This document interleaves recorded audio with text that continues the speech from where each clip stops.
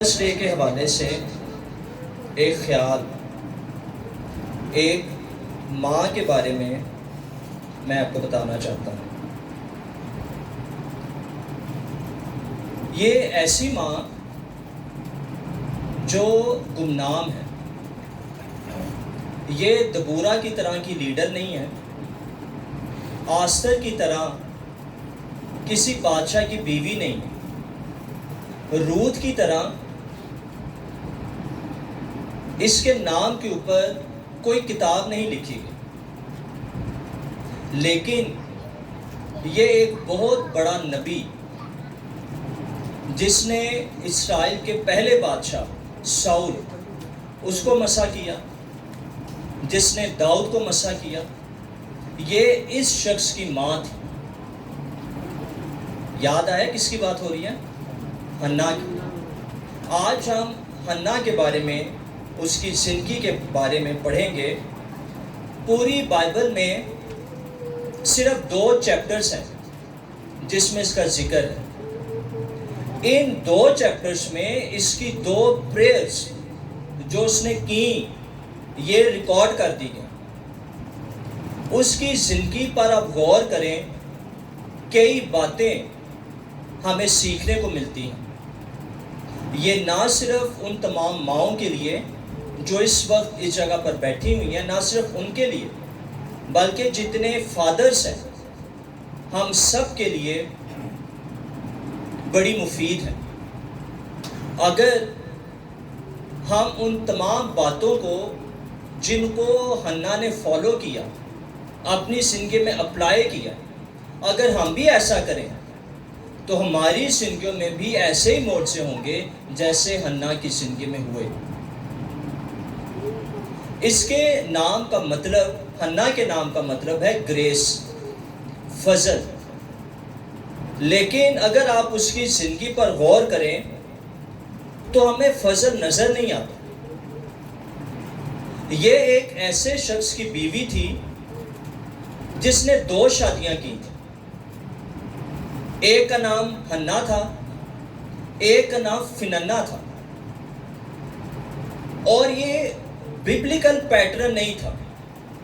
کلام میں لکھا ہے آدم کا اکیلا رہنا اچھا نہیں، میں اس کے لیے ایک مددگار اس کی مانند بناؤں گا۔ لیکن الکانا نے بائبلی پیٹرن یہ فالو نہیں کیا، ایک سے زیادہ اس نے شادیاں کر لی۔ اس کی ازدواجی زندگی میں پریشرز آ گئے، کھچاؤ آ گیا، لڑائیاں آ گئیں، جھگڑے آ گئے، اور یہ بات آج بھی سچ ہے۔ جہاں پر شادی کے پیٹرن کو جو ببلیکل ہے اس کو فالو نہیں کیا جاتا، وہاں پر یہی کچھ ہوتا ہے۔ فننا اس کے اولاد ہو گئی، بیٹے بھی ہو گئے، بیٹیاں بھی ہو گئی، لیکن حنا کی کوئی اولاد نہیں ہوئی۔ فننا یہ اس کو چھیڑتی بھی تھی، اس کو تانے بھی مارتی تھی، اس کو حقیر بھی جانتی تھی۔ اس کا کریکٹر کوئی اتنا خاص، کوئی اچھا ہمیں نظر نہیں آتا، لیکن پھر بھی اس پر خدا کی برکت تھی، اس کو اولاد مل گئی۔ لیکن حنا جو ہمیں اچھا کریکٹر ملتا ہے، نظر آتا ہے، لیکن اس کی زندگی میں اس کی لائف پر اولاد کی برکت نہیں تھی۔ راست باز یہ دکھ اٹھاتے ہیں، ہم نہیں جانتے کہ ایسا کیوں ہوتا ہے۔ فننا جیسے لوگ جو تنگ بھی کرتے ہیں، جو چھیڑتے بھی ہیں، جو بےزتی بھی کرتے ہیں، ہمیں لگتا ہے کہ خدا نے ان کو برکت دی ہے۔ حنا جیسے لوگ جو راست باز بھی دکھائی دیتے ہیں، اچھے بھی دکھائی دیتے ہیں، کریکٹرز بھی ان کے اچھے ہوتے ہیں، لیکن پھر بھی وہ دکھ اٹھاتے ہیں۔ یہ ایسی چیزیں ہیں جو خدا نے صرف اپنے ہاتھوں میں رکھی ہوئی ہیں۔ لیکن حنا کا شوہر الکانا یہ حنا کو زیادہ پیار کرتا تھا۔ یہ قربانی کے لیے جاتے، قربانی چڑھاتے۔ بائبل میں لکھا ہے کہ یہ فننا کو اور اس کے بچوں کو حصہ دیتا تھا، لیکن حنا کو یہ دونا حصہ دیتا تھا۔ یہ ہیکل میں ہے، اس کے ہسبینڈ کا پیار اس کے پاس ہے، دونا حصہ بھی اس کے پاس ہے، لیکن اس کے باوجود یہ ہیکل میں ابھی ہم نے پڑھا یہ رو رہی ہے، یہ دلگیر ہے، یہ آنسو بہا رہی ہے۔ جن گھروں میں لڑائیاں ہوں، جن گھروں میں عداوتیں ہوں، جن گھروں میں پریشرز ہوں، ایسے لوگ جب چرچ میں آتے ہیں نہ یہ خدا کی حضوری کو انجوائے کرتے ہیں، نہ پرستش کو انجوائے کرتے ہیں، نہ روح القدس کا ٹچ ان کو فیل ہوتا ہے۔ لیکن حنا نے ایک اچھا کام کیا، یہ اپنے آنسو لے کر، اپنے دکھ لے کر، اپنے پریشرز لے کر یہ ٹھیک جگہ پر چلی گئی، یہ ہیکل میں آ جاتی ہے، یہ خدا کے پاس آ جاتی ہے، خدا کے سامنے آ جاتی ہے، اپنا دل یہ پانی کی طرح خدا کے آگے انڈیل دیتی ہے۔ یہ اس کی دعا ہے، یہ پہلی دعا ہے جو ریکارڈ کی گئی ہے۔ آئیے جو دعا اس نے کی اس دعا پر غور کریں، ایک ایک لفظ اس پر غور کیجئے کہ اس نے کیا کہا تھا، خدا نے اس کی دعا سن کیسے دی، کیا ورڈز اس نے بولے، کیا باتیں اس نے خدا سے کی۔ لکھا ہے پہلا سیموئیل پہلا باب 10ویں آیت سے میں پڑھ رہا ہوں، اور وہ نہایت دلگیر تھی، سو وہ خداوند سے دعا کرنے اور زار زار رونے لگی۔ تو پہلی بات تو ہم یہی سیکھتے ہیں، اگر آپ بھی حنا کی طرح پریشان ہیں، پریشرز میں ہیں، بیماریوں میں ہیں، تو ایک بیسٹ جگہ جو ہم سب کے پاس ہے اور یہ ہر وقت اویلیبل ہے، وہ خدا کی حضوری ہے، وہ مسیح کی صلیب ہے۔ اپنے پریشرز، اپنے بوجھ، اپنی بیماریاں آپ یہ لے کر مسیح کے پاس، اس کی صلیب کے پاس آ جائیے، آپ کو تسلی مل جائے گی، آپ کو اطمینان مل جائے گا، آپ کے بندھن اور جوے یہ ٹوٹ جائیں گے، جیسا حنا کے ساتھ ہوا۔ کہتی ہے اور اس نے منت مانی اور کہا اے رب الفاج۔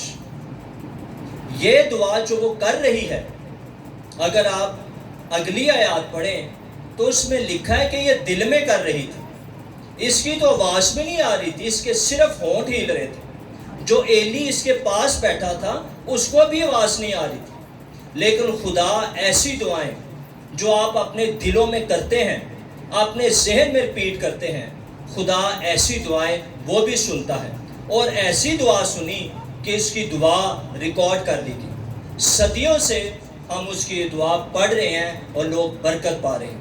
تو پہلی بات یہ کرتی ہے کہ اے رب الفاج، یعنی کہ اے فوجوں کے رب۔ یہی ورڈ 260 دفعہ سے زیادہ یہ بائبل مقدس میں درج کیا گیا ہے۔ یہ اس کی سچویشن تھی حنا کی، اس پہ اٹیک ہوا تھا، اس کے دشمنوں نے اٹیک کیا، فننا نے اٹیک کیا، پریشرز کے اندر ہے، اور یہ خدا کو ٹائٹل دے رہی ہے کہ اے رب الفاج، یعنی کہ اے فوجوں کے رب، تو آ اور تو مجھے چھڑا۔ جب ہم دعائیں کرتے ہیں ہم رٹی رٹائی دعائیں کرتے ہیں، جیسی آپ کی سچویشن ہے آپ خدا کو ویسا ٹائٹل دیں۔ اگر آپ بیمار ہیں تو آپ کہیں کہ اے خداوند یسوع، تو میرا شافی ہے۔ اگر آپ کی زندگیوں میں کسی چیز کی کمی ہے، پیسے کی کمی ہے، آپ کی پوری نہیں پڑ رہی، تو آپ کہیں کہ اے خداوند یہوہ یری، تو جو مہیا کرتا ہے۔ اگر آپ خوف میں ہیں، اگر آپ ڈر میں ہیں، تو آپ کہیں کہ اے خداوند تو میرا محکم کلا اور میرے چھپنے کی جگہ ہے۔ جیسی آپ کی سچویشن ہے آپ خدا کو ویسا ٹائٹل دیں، آپ خدا کو اسی نام سے پکاریں جیسے حنا نے کیا۔ آگے لکھا ہے اگر تو اپنی لونڈی کی مصیبت پر نظر کرے، کتنی حلیمی اور ہمبلنس اور عاجزی ہے۔ یور سرونٹ، اپنی لونڈی، اور مجھے یاد فرمائے اور اپنی لونڈی کو فراموش نہ کرے، اور اپنی لونڈی کو فرزند نرینہ بخشے، یعنی کہ بیٹا بخشے۔ کلیئر پریئر، صاف واضح دعائیں یہ کر رہی ہے۔ تجھے چاہیے، تجھے کیا چاہیے؟ مجھے اولاد چاہیے۔ کون سی اولاد چاہیے؟ بیٹا چاہیے، بیٹی چاہیے، کیا چاہیے؟ مجھے فرزند نرینہ چاہیے. کلیئر پریئرز یہ آپ کیجئے. لوگ دعائیں کرتے ہیں کہ اے خداوند مجھے برکت دے.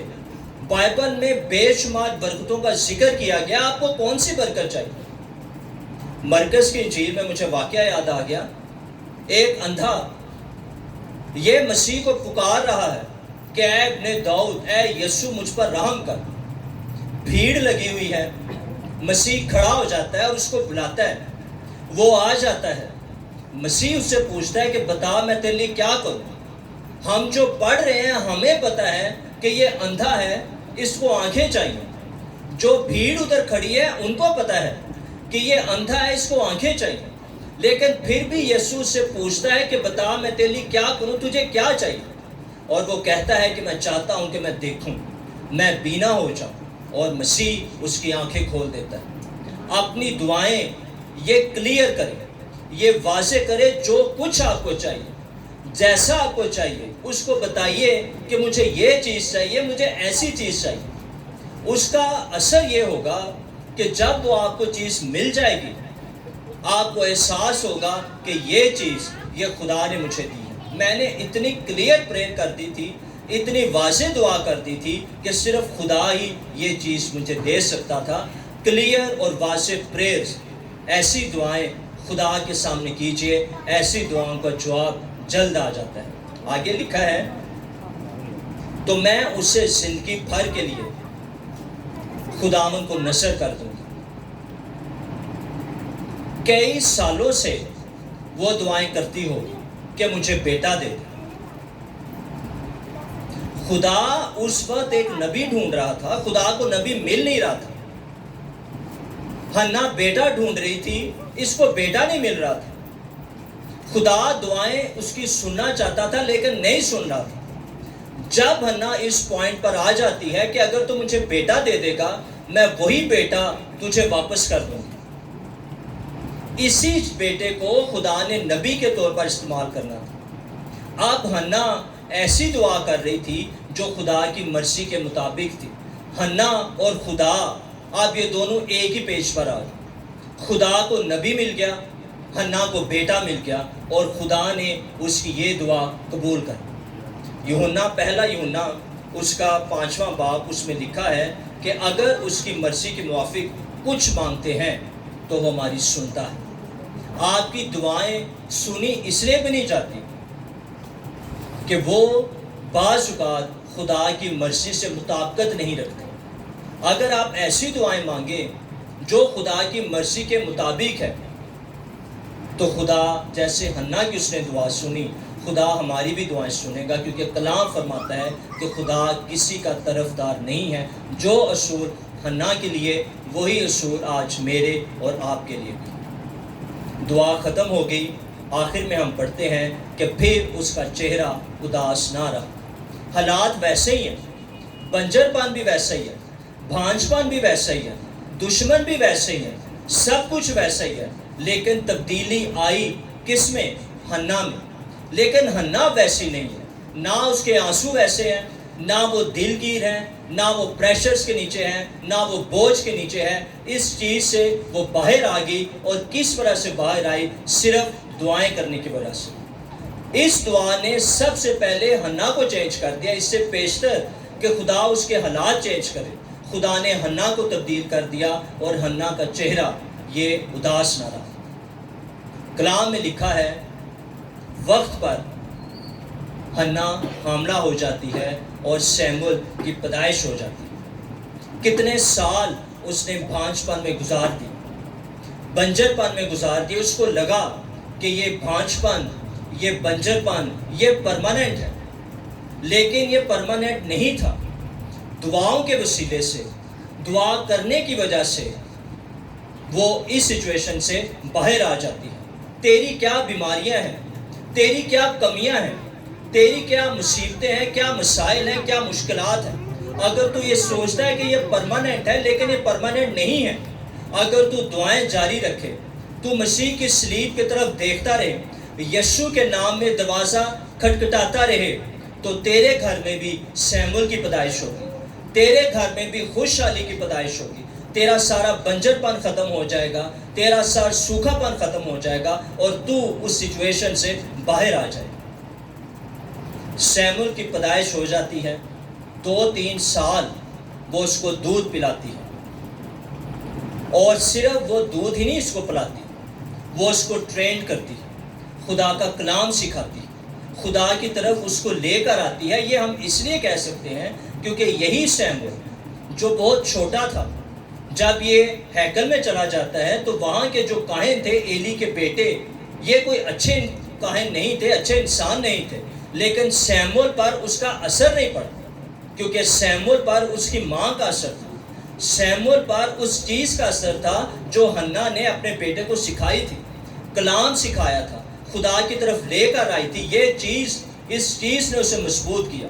اے ماں، جتنی مائیں ادھر بیٹھی ہیں، یہ تیری ذمہ داری ہے، یہ تیرا فرض ہے کہ تو اپنے بیٹے کو خدا کا کلام سکھائے، مسیح کے بارے میں بتائے، اس کے موت سے بتائے، روح القدس کے بارے میں بتائے، اس کا مردوں میں سے جی اٹھنا بتائے، آسمان پر جانا بتائے، نجات کے بارے میں بتائے، کلام سکھائے، ورثی سکھائے۔ تو اپنے بیٹے کو مضبوط کر دے گی۔ یہ دنیا جہاں پر ہم بستے ہیں، یہاں پر بدکاری بھی ہے، یہاں پر شہوت بھی ہے، یہاں پر لڑائی بھی ہے، یہاں پر سب کچھ ہے، لیکن جب تو اپنے بیٹے کو کلام سے بھر دے گی، تیرا کلام جو تو نے اس کو سکھایا ہے وہ اس کی حفاظت کرے گا، تیرا بیٹا محفوظ رہے گا، تیرا بیٹا سیکیور رہے گا، تیرا بیٹا ان تمام حالات میں سے اپنے آپ کو بچا کر رکھے گا، کیونکہ تو نے اس کی نگاہیں یسوع کی طرف لگائی ہیں۔ تو یہ ماں کی ذمہ داری ہے کہ اپنے بچوں کو خدا کا کلام سکھائے۔ 2-3 سال گزر گئے، اب وقت آ گیا کہ حنا جو منت اس نے مانی تھی، اپنی یہ منت یہ پوری کر، یہ چلی جاتی ہے۔ اگر وہ بیٹا ہی لے کر جاتی تو سب سے بڑی قربانی یہی تھی، سب سے بڑا گفٹ وہ یہی دے سکتی تھی، لیکن حنا اس سے بھی زیادہ لے کر گئی۔ اسی چیپٹر میں، پہلے چیپٹر میں اس کی 24ویں آیت میں پڑھتے ہیں، اور جب اس نے اس کا دودھ چھڑایا تو اسے اپنے ساتھ لیا اور 3 بچھڑے اور 1 ایفا آٹا اور مے کی 1 مشق اپنے ساتھ لے گئی۔ نہ صرف وہ بیٹا لے کر گئی، 3 بچھڑے بھی لے کر گئی، آٹا بھی لے کر گئی، مے کی مشق بھی لے کر گئی۔ اتنی جنروسٹی، اتنا سخی پن، اتنی سخاوت اس کے اندر کہ اس نے نہ صرف اپنا بیٹا خدا کو دیا بلکہ اس کے ساتھ یہ بڑا کچھ لے کر گئی خدا کو دینے کے لیے۔ ہمارا مسئلہ یہ ہے کہ ہم لوگ خدا کو دینا پسند نہیں کرتے۔ ہم سوچتے ہیں کہ اگر ہم خدا کو دیں گے ہم غریب ہو جائیں گے۔ خدا دینے میں 2 چیزیں دیکھتا ہے کہ آپ خدا کو دیتے کتنا ہے اور آپ کس طرح کا دیتے ہیں۔ ملاکی کی کتاب آپ پڑھیں، اس میں لوگ قربانیاں چڑھا رہے تھے، لنگڑے جانور لا رہے تھے، بیمار جانور لا رہے تھے، ایسے جانور جو ڈیفیکٹڈ تھے ان کو لا رہے تھے۔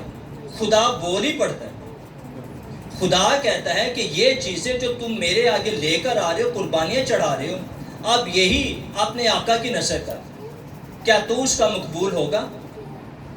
آپ جو کچھ خدا کو دیتے ہیں اس کی کوالٹی کیسی ہے، وہ ہے کیسا؟ مجھے بڑا افسوس ہوتا ہے یہ چندہ جب ہم کلیکٹ کرتے ہیں، کئی ایسے نوٹ اس چندے کی تھیلی میں پڑے ہوتے ہیں جن پر ٹیپیں لگی ہوتی ہیں، کئیوں کے تو نمبر مٹ رہے ہوتے ہیں، گلے سڑے نوٹ جو دکاندار نہیں لیتا وہ چندے کی تھیلیوں میں ڈال دیا جاتا ہے۔ یہ ہم خدا کو دے رہے ہیں اور ہم سوچتے ہیں کہ ایسے چندے دینے سے خدا خوش ہوگا۔ اگر آپ کے پاس ایسا نوٹ ہے تو بہتر ہے آپ خدا کو نہ دیں۔ اگر آپ دینا چاہتے ہیں تو اچھا نوٹ دیں۔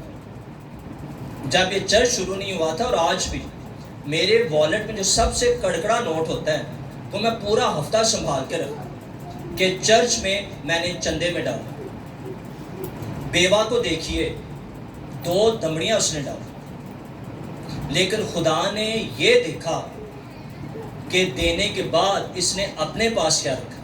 کلام میں لکھا ہے اس نے اپنی ساری روزی ڈالی۔ یہ سیکریفیشل گیونگز ہے۔ جس دن ہماری کرسچن کمیونٹی کو اس چیز کی سمجھ لگے کہ اگر ہم خدا کو دیں گے خدا آپ کو برکت دے گا، اس دن ہماری کرسچن کمیونٹی یہ غربت میں سے یہ باہر آ جائے گی۔ کچھ ہفتے پہلے میں کسی چرچ میں گیا کلام سنانے، بڑا دور تھا چرچ، بائک پہ مجھے آدھا پونا گھنٹہ کافی ٹائم مجھے لگا۔ چندے کی باری آئی تو میری جیب میں ایک سب سے بڑا نوٹ تھا، میں نے کہا یہ نہ میں نے چندے میں ڈال دینا۔ تو ایک خیال آیا کہ اگر میں واپس جاتا ہوں، بائک پنچر ہو گئی، پیٹرول ختم ہو گیا تو میں کیا کروں گا؟ میں نے ڈیسائیڈ کر لیا ہے میں نے چندے میں ڈال دیا، وہ تھیلی ہے میں نے چندے میں ڈال دی۔ عبادت ختم ہو گئی، میں نے پاسٹر مجھے اجازت کہتے نہیں ابھی نہیں جانا، ابھی کھانا کھا کے جانا۔ میں کہ نہیں، میں نے شام کو اپنے چرچ بھی جانا ہے، مجھے بڑا ٹائم نہیں آپ نے کھانا کھانا، بس کھانا ریڈی ہے۔ انہوں نے زبردستی مجھے بٹھایا۔ جتنا چندہ کلیکٹ ہوا تھا چرچ کے اندر وہ انہوں نے سارا شاپر میں ڈالا اور سارا انہوں نے مجھے دے دیا۔ اسی چرچ میں ایک فیملی تھی، انہوں نے کھانا تیار کر دیا، کہتے جی پاسٹر صاحب کو بلائے ہم نے کھانا۔ میں کہا یار میں نہیں آپ آئیں، کھانا کھائے بغیر نہیں آپ جانا، آپ پہلی دفعہ ہمارے علاقے میں آئے۔ وہ مجھے لے گئے اپنے گھر، انہوں نے کھانا بھی کھلایا، انہوں نے چندہ بھی دیا۔ ادھر چرچ میں جتنے لوگ آ رہے تھے دعائیں کروا رہے تھے، ساتھ مجھے آفرنگ دے رہے تھے، اور ان کو میں منع کر رہا تھا۔ میں نے کہا یہ آفرنگ آپ اپنے چرچ کے پاس نہیں ان کو بھی ہم دیتے، آپ کو ہم زبردستی میری جیب میں ڈال دیتے۔ تو جب میں ادھر سے واپس آیا، ادھر ہی لوگوں نے میرا جائز کیش نمبر وہ بھی لیا۔ میں واپس آیا، مجھے پھر پیسے بھیجے۔ تو میں سوچ رہا تھا کہ جب میں گیا تھا تو میں کہہ رہا تھا میں نے واپس کیسے آنا ہے، کوئی مسئلہ نہ پڑ جائے، اور خدا نے اتنی برکت دے کے مجھے واپس بھیجا۔ اس کا ریزن کیا ہے؟ میں نے سیکریفیشلی یہ خدا کو دیا۔ یہ میری زندگی کی گواہی میں آپ کو بتاتا رہتا ہوں۔ نہ میں جاب کرتا ہوں، نہ میری مسز جاب کرتی ہے، میں یہ بھائی بیٹھے ہوئے ہیں، میں اسکول میں جاب کرتا ہوں، میں نے جاب چھوڑ دی، رینٹ پہ ہم رہتے ہیں، یہ چرچ بھی رینٹ پہ ہے، لیکن آج تک میری زندگی میں میں خدا کا شکر کرتا ہوں، کبھی کسی چیز کی کبھی بھی کمی نہیں۔ اگر آپ کو لگتا ہے میں ٹھیک نہیں بتا رہا، میری مسز سے پوچھیں، چرچ کے بعد پوچھیں، کبھی آپ کے گھر میں کوئی کرایہ نہیں ہے، کوئی آٹا نہیں ہے، بچے کی فیس نہیں ہے، کوئی بات ہو، کبھی خدا کا شکر ایسا ہوا نہیں۔ یہ سیکرٹ ہے گیونگ کا، جو میں نے سیکھا ہے میں اس کو اپلائی کرتا ہوں۔ میری زندگی میں اگر کسی چیز کی کمی نہیں ہے تو پھر آپ کی زندگی میں بھی اگر آپ دیتے ہیں تو پھر آپ کی زندگیوں میں بھی خدا کسی چیز کی کمی نہیں ہونے دے گا۔ حنا کی زندگی میں بھی کمی نہیں ہوئی تھی، اس نے سیکریفیشلی دیا بھی اور دل کھول کر اس نے دیا۔ بچڑے بھی دے کے آئی، آٹا بھی دے کر آئی، میں کی مشق بھی دے کر آئی، اپنا بیٹا بھی دے کر آئی۔ اور اسی چیپٹر کی آخری ورس میں لکھا ہوا ہے تب اس نے وہاں خدا ان کے آگے سجدہ کی۔ کیا اسپرٹ تھی حنا کی؟ بیٹا اس سے دور چلا گیا، چھوٹا بیٹا 2-3 سال کا، اتنے سالوں کی دعاؤں کے بعد ملا، اس نے خدا کو دے دیا، پھر بھی سجدہ کر رہی ہے، اس کی پرستش کر رہی ہے۔ جب وہ پریگننٹ ہوئی ہوگی اس وقت اس کے لیے گیت گانا، زبور گانا رب خداوند بادشاہ بڑا آسان ہوگا، اس کی پرستش کرنا بھی آسان ہوگا، اس کی تمجید کرنا بھی آسان ہوگا۔ لیکن جس وقت اس نے اپنا بیٹا خدا کو واپس کر دیا، اس دن یہ سجدہ کرنا، اس کی پرستش کرنا، اس کی تمجید کرنا، یہ اس کے لیے مشکل ہوگا، لیکن اس نے کیا۔